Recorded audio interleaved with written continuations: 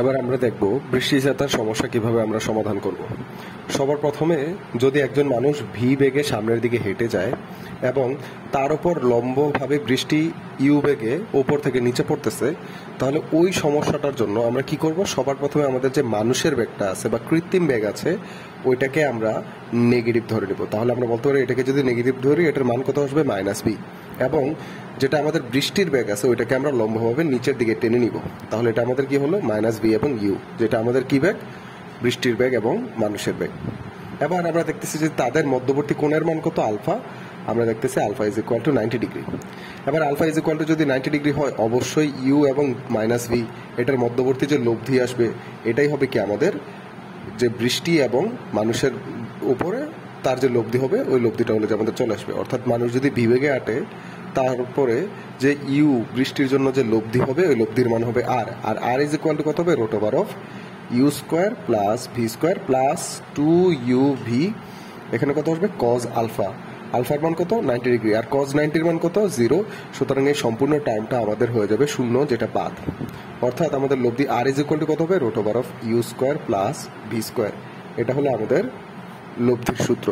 এবার আমরা যদি দেখি যে ইউ এবং বি এর লব্ধি এটা কোন দিকে কাজ করবে, আমরা বলতেছি যে লব্ধিটা আর এই দিক বরাবর আছে।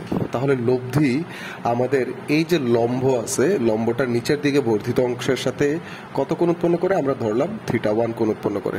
তাহলে যদি θ1 কোণ উৎপন্ন করে, আমরা কি বলতে পারি যে লব্ধির দিক tan θ1 ইজ ইকুয়াল টু, অবশ্যই যার সাথে কোণ উৎপন্ন করে সে ভূমি, আর যার সাথে কোণ উৎপন্ন করে না সে কি? আমাদের লম্ব। তাহলে আমরা বলতে পারি লম্ব, যেটা আমাদের কি বেগ? মানুষের বেগ, তাহলে হবে লম্ব মায়ের বি, এবং আমাদের কি হবে? ভূমি, এটার মান কত? ইউ। এই যে আমরা হলো যে ইউ দিয়ে দিলাম, এটা আমাদের কি হলো? tan θ1, অর্থাৎ বৃষ্টির বেগের সাথে কয় ডিগ্রি কোণ উৎপন্ন করে। এখন আমরা যদি বৃষ্টির বেগের সাথে কোণ নির্ণয় করতে না চাই, আমরা মানুষের বেগের সাথে বা সাইকেলের বেগের সাথে কত ডিগ্রি কোণ উৎপন্ন করে এটা θ2 নির্ণয় করতে যাই, তখন আমরা কি নিব? tan θ2। এটার মান কি হবে? দেখো, যখন হলো যে মানুষের বেগ নিচ্ছি তখন এটা আমাদের ভূমি, আর যার সাথে কোণ উৎপন্ন করতেছে না এটা আমাদের কি? লম্ব। তাহলে আমাদের লম্ব ইউ হবে উপরে আর ভূমি ভি হবে নিচে। আর এটা দিয়ে আমরা কি পেয়ে যাবো? tan θ2 এর মান। অর্থাৎ এই তিনটা সূত্রের মাধ্যমে আমরা বৃষ্টি এবং মানুষের বেগের লব্ধি বেগ এবং তাদের মধ্যবর্তী যে দুইটা কোণ আছে, একটা ইউ এর সাথে কোণ বা বৃষ্টির সাথে কোণ, এবং আরেকটা মানুষের বেগের সাথে কোণ বা ভূমির সাথে কোণ, এই দুইটাই আমরা এখান থেকে নির্ণয় করতে পারবো।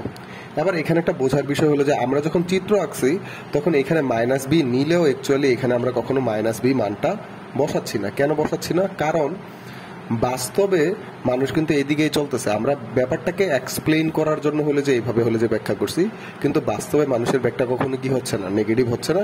এজন্য এইখানে আমরা কখনো নেগেটিভ ব্যাগ বসাবো না। আর এই তিনটা সূত্র দিয়ে আমরা বৃষ্টি ছাতার সকল সমস্যা সমাধান করতে পারবো।